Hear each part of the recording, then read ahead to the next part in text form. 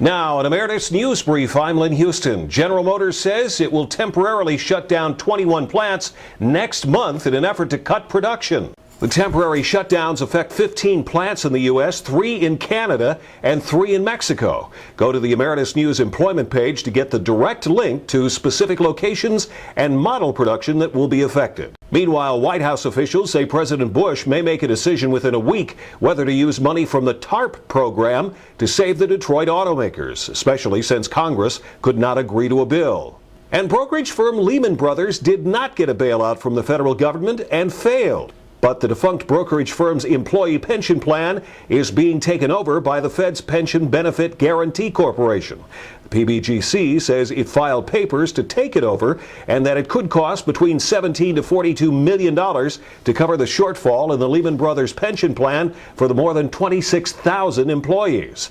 In all the talk about financial bailouts, there was virtually no coverage of a big bill that was passed on Thursday that suspends penalties on 401k withdrawals next year.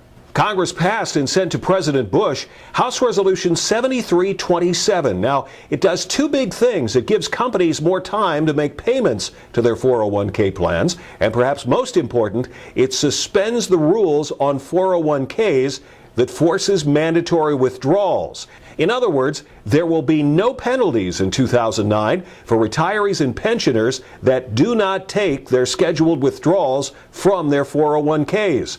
It's being done because of losses that the funds took this year, giving 401k recipients more time to rebuild their accounts.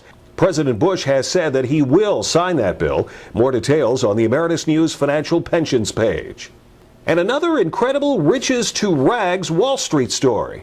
Investment firm magnate and former NASDAQ Chairman Bernie Madoff has been arrested by federal authorities and charged with running a Ponzi scheme that bilked pensioners and other investors out of $50 billion. Officials claim Madoff admitted to employees he was finished, that he had absolutely nothing, it was all just one big lie, and that it was, quote, basically a giant Ponzi scheme. The latest on the biggest issues in public policy at emeritusnews.com. That's an Emeritus News Brief. I'm Lynn Huston.